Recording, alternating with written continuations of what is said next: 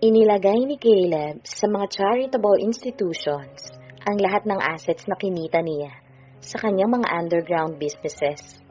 Ipinasara na rin niya ang lahat ng mga illegal businesses niya at ipinaalam sa lahat ng mga kasamahan niya that he is quitting para mamuhay na ng tahimik. Pagkatapos ng matagumpay na pangalawang operasyon niya sa Amerika, ay nag-umpisa na siyang magtayo ng company. This time, tiniyak na niyang malinis ang lahat ng documents at wala ng mga illegal activities pang magaganap. Ipinasara na rin niyang lahat ng mga pasugalan niya, pati na rin ang mga beer houses niya, kahit na nga ang ilan sa mga iyon ay may mga malinis na mga dokumento. Bumili rin siya ng farm sa Santa Elena, kung saan nag-uumpisa na ang lahat. Lahat ng kinikita sa farm, tinutulong niya sa mga magsasaka doon bilang paggunita sa yumao niyang ama. Nag-hire rin siya ng mga agricultural engineer para turuan ng mga magsasaka kung paano magiging magaan at maayos ang pagsasaka ng mga ito. Nangako siya sa sarili na aayusin niya at itatama ang lahat ng maling nagawa niya. Kapag maayos na ang buhay niya, saka niya babalikan ang kanyang mag-ina. Nabalita niya ay tahimik nang namumuhay sa Ireland. Ang dami niyang pagkukulang sa mga ito at proud siya kay Amira na sa kabila ng lahat, nagawa nitong itaguyod si Gertrude kahit wala ang tulong niya. Ilang beses niyang sinubukang suportahan ang lahat ng mga pangangailangan ng mga ito. Ngunit lahat ng tulong na ipinaaabot niya, tinatanggihan lamang ng buong pamilya nito. Ngunit sa ngayon, kailangan muna niyang pag-ukulan ng kanyang sarili. Kailangan muna niyang mahalin at mapatawad ang sarili para makapag-umpisang muli sa bagong buhay. Sabi nga, you cannot give what you don't have. Tinigilan na rin niya ang pag-inom ng alak sa tuwing nangungulila siya sa kanyang mag-ina. Gusto niyang maging healthy para sa muling pakikiharap sa mga ito. Binalikan rin niya ang kanyang simpleng buhay at sa kauna-unahang pagkakataon, tumuntong siya ng simbahan para manalangin at humingi ng tawad sa lahat ng mga kasalanang nagawa niya. Gumaan ang pakiramdam niya pagkatapos nun. Umiyak siya ng umiyak at inilabas niyang lahat ang sama ng loob niya.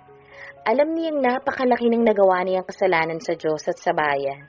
Kaya nangako siyang simula sa araw na iyon, magiging mabuti siyang tao. At ilalaan na lamang niya ang buhay niya sa pagtulong sa kanyang kapwa. Matatawa marahil ang mga nakakakilala sa kanya sa ginagawa niyang ito. May mga mangilan-ngilan siyang tauhan na sinundan na ang yapak niya at nagbagong buhay na rin. Masaya siya ngayon na nakakapag-inspire siya ng iba upang magbalik loob sa Diyos. At wala siyang pakailam kung pagtawanan man siya ng iba. Ewan, pero hindi maipaliwanag na kasiyahan ang nararamdaman niya. Nagkaroon rin sa wakas ng kapayapaan ng buhay niya. Oo, may mga sandaling nangungulila siya sa kanyang mag-ina, ngunit walang kasing dakila ang ibinibigay na kaligayahan ng pagbabalik loob niya sa Diyos. At unti-unti, natatanggap na niya kung ano ang pinagkaloob nito sa kanya. Kung ibibigay nitong muli si Amira sa buhay niya, iyon na yata ang pinakamasayang araw sa buhay niya. Ngunit kung hindi na mangyayari pa iyon, tatanggapin niya yun na maluwag sa kanyang buhay. Nasa point siya ng buhay niya na tinatanggap na niya ang lahat ng dumating na pangyayari sa buhay niya. Nagtitiwala na siya sa Panginoon. Natutunan rin niyang ikonsulta sa itaas ang bawat desisyong ginagawa niya. You're a changed man now, sabi ni Chloe sa kanya. Nang minsang tawagan niya ito at makipagkita siya rito. Gusto rin niyang humingi ng tawad sa lahat ng pagkakamaling nagawa niya rito. At the same time, gusto niya itong akayin sa bagong buhay na tinatahak niya. After all, naging magkaibigan sila at hanggang ngayon, gusto niya manatili silang magkaibigan. Pinagsisisihan ko na ang lahat ng mga kasalanang nagawa ko. Ang lakas ng tawa ni Chloe. Hindi bagay sa'yo. Ang dami na naging kasalanan mo ha. Wala ka ng pag-asa pa, Caleb. Besides, nakalimutan mo na bang pumirma ka ng kontrata kay Satanas? May sarcasm sa boses na sabi nito sa kanya. Chloe, alam kong hindi mo ako mapapatawad sa nangyari kay Ninong Samuel. Pero maniwala ka, wala akong kinalaman sa pagkamatay niya. Siya mismo ang gumawa ng kamatayan niya. Paliwanag niya rito. Napaismid siya. Hanggang ngayon, hindi ko mapapatawad ang lahat ng ginawa mo sa akin. To the point na kinidnap mo pa ako kapalit ng kalayaan ng babaeng yun. How dare you, Caleb? Ako nasa tabi mo nung kailangan mo ng kakampi. Tapos nagawa mong isakripisyo ang buhay ko para sa babaeng yun. Inis na sabi nito sa kanya. Iyon lang ang naisip kong paraan para palayain ni Ninong Samuel si Amira. Paliwanag niya rito. Pero maniwala ka, hindi kita pinag-isipan ng masama. Alam ko namang gagawin ni Ninong Samuel ang lahat para mailayo ka sa kapahamakan. Kaya nagawa kong i-negotiate ka. Napaluha ito. Sinakripisyo ni Daddy ang buhay niya alang-alang sa akin. Paanas lamang nasabi ng babae. God, alam mo ba kung gaano kasakit na makitang unti-unti siyang binabawian ng buhay, ha? Iyon ang resulta ng ginawa niya, Chloe. Pinasabog niya ang buong bodega. Munti ka na rin ako mamatay sa ginawa niya. Maniwala ka, gusto ko siyang iligtas ng mga panahong yun.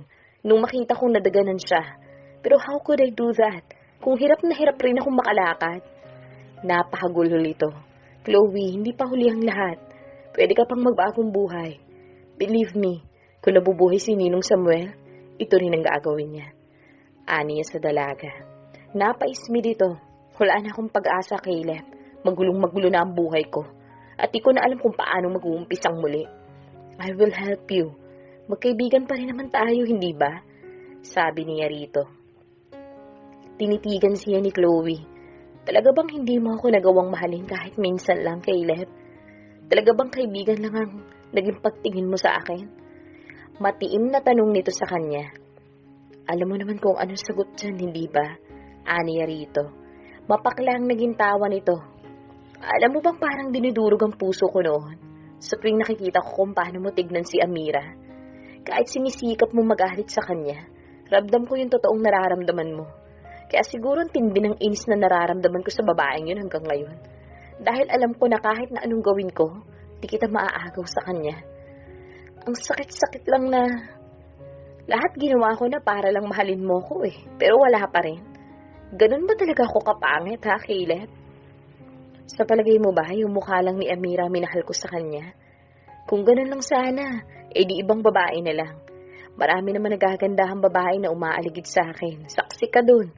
But damn it, di ko maipaliwanag kung bakit sa dinami-rami ng babaeng nakilala ko. Kay Amira lang ako nagkaganito. Natawa ito habang patuloy pa rin sa pag-iyak. At least, hindi lang naman mukha ang biisis mo, pabirong sabi nito sa kanya. Napakaswerte ni Amira. Sa dinami-dami ng babaeng may gusto sa'yo, sa kanya ka halos mabaliw-baliw. Muli siya nitong tinitigan habang pinupunasan ng mga luha. Kaya ka ba nagbagong buhay para sa kanya? Humihikbing tanong nito sa kanya. Tumango siya. I guess, talong-talo na talaga ako. Winner na talaga siya eh. Kakainggit dahil may isang lalaking kagaya mo na handang gawin ang lahat para sa kanya. Sana may dumating din na kagaya mo sa buhay ko. Chloe, ayusin mo muna ang buhay mo. Kapag maayos na ang lahat, trust me, unti-unti, darating ang lahat ng pinapangarap mo. Pero simulan mo munang mahalin ang sarili mo. At magagawa mo lang yan kapag inisa-isa mong ayusin ang lahat. Payo niya rito. Kung makapagsalita ka ngayon, para ka ng pastor Kung nabubuhay lang si Daddy, papagalitan ka nun sa lahat ng lumalabas dyan sa bibig mo. Baka bumangon yun sa hukay kapag narinig ang mga pinagsasasabi mo. Pabirong sabi pa nito sa kanya. Natawa siya sa muling sumeryoso ang muka. May balita ka na ba kay Ninang Linda? Nawala ang ngiti sa mga labi nito. Hindi ko na alam kung naasan si Mommy. Simula nang mapunta ako sa rehab, hindi na siya nagpakita pa. Hindi ko alam kung buhay pa ba siya. Pagtutulungan nating hanapin siya. Tahimik ang buhay ni Amira sa Ireland. Ngunit alam niyang hindi siya ganap na maligaya. Paminsan-minsan, nakikibalita siya kay Errol sa mga nagaganap sa Pilipinas, gayon din sa kanyang Kuya Efren. In fact, sa Kuya Efren niya nabalitaan tungkol sa ginagawang pagtulong ni Caleb sa mga taga Santa Elena. Muli rin sa kuya niya ay nalaman niya na nagpapaabot ng tulong para sa kanyang asawa, ngunit tinatanggihan niya ito. Gusto muna niyang huwag silang magkaroon ng kahit na anong ugnayan kay Caleb. At hanggat hindi siya nakakatiyak na binitawan na nitong talaga ang dating gawain, ay hindi niya ito babalikan. Malinaw naman ang pag-uusap nila. Kailangan muna nitong ayusin ang buhay nito. Kapag sigurado na niyang tuluyan na itong nagbago, saka lamang niya ito bibigyan ng pagkakataong patunayan ang kaniyang sarili sa kanilang mag-ina.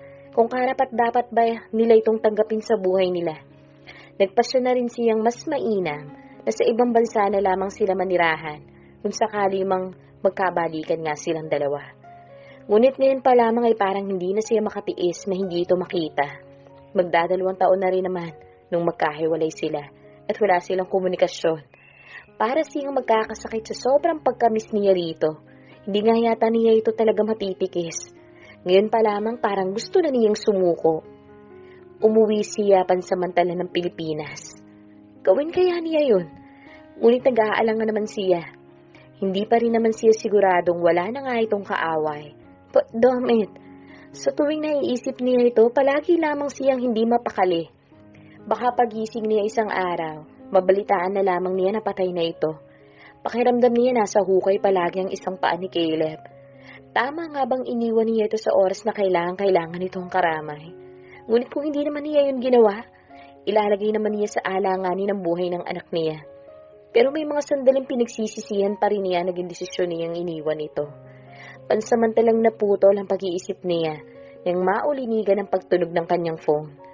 Tumayo siya at kinuha yun sa ibabaw ng mesa. Nangunot ang noon niya nang hindi kilalang number ang mag-register sa screen. Nagdadalawang isip tuloy siya kung sasagutin niya yun o hindi. Simula kasi nang ipagtapat sa kanya ni Caleb na isa itong mafia, palagi na lamang siyang paranoid. Hanggang sa panaginip nga nadadala niya ang takot niyang iyon. Kaya as much as possible, hindi siya nakikipagkaibigan sa kahit na kaninong Filipino dito sa Ireland. Napatitig siya sa hawak na phone. Huminga siya ng malalim. Saka pinindot ang answer button at dahan-dahang inilagay sa kanyang tenga ang telepono. Hello?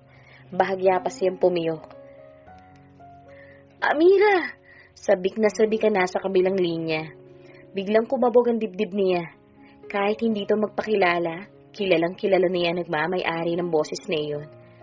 Caleb, nandito ako sa airport. Balita nito sa kanya. Muntik na niyang mabitawan ang hawak na telepono. Parang nalaglag ang kanyang mga panga. Kanina lang iniisip niya ito.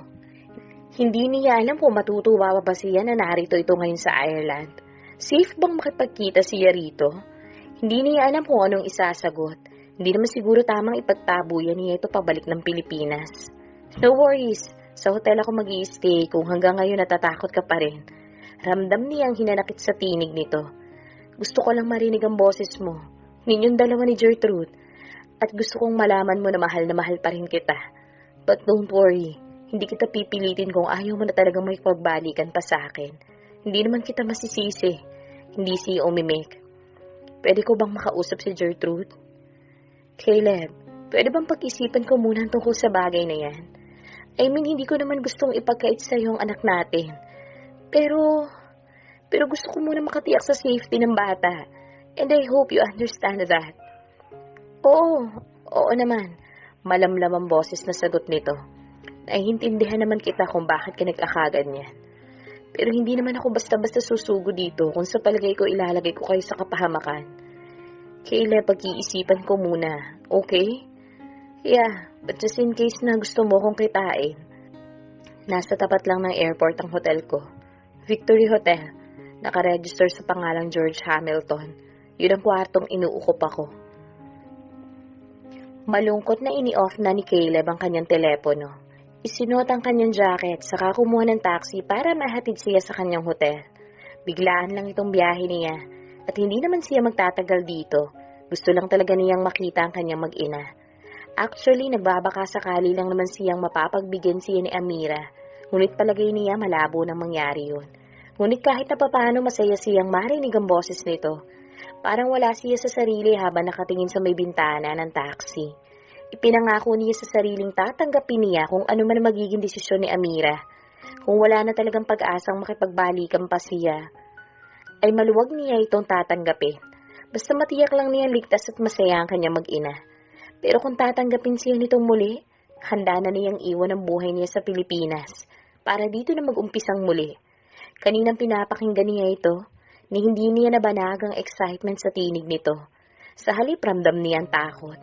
Sabagay kahit naman siguro siya ang nasa katayuan nito, ganun rin ang mararamdaman niya. Hindi lang naman siya miyembro dati ng isang pipitsuging sindikato. Maalakihan ang illegal na operations niya at isa siyang mafia boss. Sino ba naman ang hindi matatakot sa sitwasyon niya? Kahit pa nga sabihing nagbagong buhay na siya, hindi naman ganun kadaling paniwalaan ng lahat.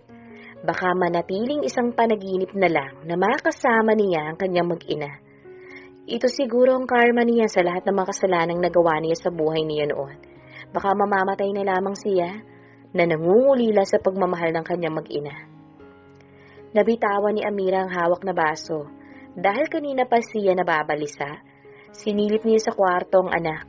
Abala ito sa panonood ng TV. Hindi niya alam kung sasabihin ba niya rito na nasa Ireland ang ama nito. 20 minutes away lang ang tinutuluyan nitong hotel sa apartment nila. What if tagpuin niya ito bukas habang nasa eskwelahan ng anak niya? Nasasabik na rin naman siyang makita si Caleb. Siguro bukas pagkahatid niya sa school, magpapaalam siya sa boss niya na hindi muna siya papasok sa trabaho dahil may mahalaga siyang aasikasuhin. Napatingin siya sa salamin. May pait sa labing napangiti siya habang tinititigan ng sarili doon. She's not getting any younger. Ilang taon na silang parang nasa tug of war ni Caleb. Marami na silang nasasayang na panahon. Palagi na lang bang sa hiwalayan mauuwi ang kanilang pagsasama? Nagmamahalan sila, tapos bakit palagi na lang may humahadlang sa kanilang relasyon? Hanggang makahiga siya ng kama, si Caleb ang laman ng utak niya. Sabagay wala namang sandali na hindi niya ito naiisip. Kaya naman kinabukasan pagkahatid niya kay Gertrude, nagpaalam lang siya sa kanyang boss na may aasikasuhin lang siya saglit, ngunit nangako siyang papasok siya after lunch. Ang lakas-lakas ng tibok ng puso niya habang nagmamaneho patungo sa hotel na tinutuluyan ni Caleb. Ngunit parang sinusukluban talaga siya ng tadhana. Nasirahan siya sa daan at ewan ba niya kung bakit sobrang pagmamadali niya na iwan niya ang cellphone niya. Tanghali na nang maayos niya ang sasakyan. Hindi na siya makakapunta sa hotel na tinutuluyan ni Caleb dahil kailangan na niyang bumalik ng trabaho. Siguro kaloob ng Diyos na hindi sila magtagpo ngayong araw na to. Nakailang tawag na si Caleb kay Amira ngunit hindi naman ito sinasagot ang tawag niya. Naisip niyang marahil ay nakapagdesisyon na itong tapusin na ang lahat sa kanila. Siguro ay iyon na ang paraan nito para ipaalam sa kanyang wala na siyang babalikan pa. Natapos na ang lahat para sa kanilang dalawa. Kahit masakit sa dibdib, kailangan niyang tanggapin ang katotohanan iyon. Nangako siya sa sariling hindi na niya ito gagambalain pa. Nakapagpasya na ito at kailangan niyang tanggapin ang katotohanan iyon. May 4 na araw pa sana siya sa Ireland. Ngunit mas lalo lamang siyang malulungkot kung mag-isa siya dito sa hotel. Parang tanga na naghihintay sa wala, kung kaya't nagpasya na siyang mag-check out at bumalik ng Pilipinas kinabukasan. Naninikip ang dibdib niya habang inihahakba ang kanyang mga paa papasok ng airport. Parang ang bigat-bigat ng pakiramdam niya. Pati mga mata niya ang bigat-bigat rin. Parang gustong-gustong pumatak ng mga luha mula doon. Hirap na hirap ang kalooban niya ngunit kailangan niyang tanggapin na may mga bagay na kahit na anong gawin niya, hindi talaga para sa kanya. At malamang si Amira ay isa sa mga yon. Masakit pero alangan namang ipagpilitan niya ang kanyang sarili sa taong ayaw na sa kanya. Sa bagay, sino ba naman ang magmamahal sa kanya? Sa kagaya niya, na may madilim na nakaraan. Mainam na rin siguro na ito ang nangyari. At least alam niyang nasa mabuting kalagayan naman ang kanyang mag-ina. Nanlalambot ang mga tuhod ni Amira nang malamang nakaalis na si Caleb. Umiiyak siya habang nagmamaneho pabalik sa pinagtatrabahuhan niya. Maya-maya, pinihit niya ang kanyang sasakyan papunta ng airport. Gusto niya magbaka sakali, baka nandun pa ito. Halos takbuhin na niya ang papasok ng airport. Napahawak siya sa dibdib. 15 minutes nang nakaalis ang flight papuntang Pilipinas. Ang kasunod na flight mamayang gabi pa. Tinawagan niya ang kanyang boss at ipinalam na hindi na siya makakapasok ngayon. Inikot niya ang lahat ng restaurants doon. Baka sakaling makita niya doon si Caleb. Hanggang sa gumabi para siyang tanga na hinahanap si Caleb. Hanggang sa makaalis na ang panggabi na flight pabalik ng Pilipinas, hindi pa rin niya ito nakikita. Nanlulumong umuwi siya ng bahay. Humagulhol siya nang pumasok siya ng kwarto. Siguro it's about time na pakawalan na niya ang alaala ng kanilang kahapon. Baka nga panahon na para kalimutan na niya ito ng tuluyan. Maybe it's about time na pakawalan na niya ang nararamdaman niya para dito. Panahon na para bumitaw siya sa katiting na pag-asang meron siya. Sa bagay, mas mabuti na nga rin sigurong hindi sila nakita dahil mas mahihirapan lang siya kung makikita sila sa sandaling panahon. Pagkatapos ay maghihiwalay rin naman. I'm glad na pinagbigyan mo rin akong paunlakan ng invitation ko. Masayang sabi ni Charlene na dumating si Caleb sa birthday party nito. Humalik siya sa pisngi ng dalaga. Happy birthday! Ani ang inabot dito ang regalong dala niya. Matagal na siyang niyayaran ni Charlene sa kung ano-anong event, ngunit madalas tinatanggihan niya ito. But this time, nagpasya siyang buksan ng muli ang kanyang puso at naisip niyang hindi siya makakahanap ng babaeng makakasama sa buhay kung palagi ay nagmumukmok siya sa isang sulok. Lalaki siya at may mga pangailangan siya. Besides, matagal na siyang nangungulila. Tinanggap na niyang wala na talaga sila ni Amira. Siguro panahon na para magmahal siyang muli.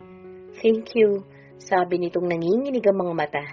Pero kahit naman wala kang gift, basta dito ka lang. Masayang masaya na ako. Makahulog ang pangsabi nito sa kanya. Hindi naman siya manhid para hindi maramdamang may pagtingin nito sa kanya. Ngunit di niya yun binibigyan ng pansin. Ayaw niya mag-take advantage. Gusto niya kapag nakapagrelasyon siya, ay titiyakin talaga niyang mahal niya ito, and not for anything else. Or dahil nalulungkot lamang siya, ayaw niyang maulit pa nangyari sa kanila ni Karina. Iginiya siya nito patungo sa mesa ng mga kaibigan, at isa-isa siyang ipinakilala sa mga ito, as if boyfriend siya nito. Pero di na lamang niya yon binigyan pa ng mali siya. Hanggang sa mapunta sila sa isang mesa na kinabibilangan ni Errol. Nakipagkamay sa kanyang lalaki. Nagkumustahan sila at nalaman niyang ikinasal na ito sa kasamahan nito sa trabaho.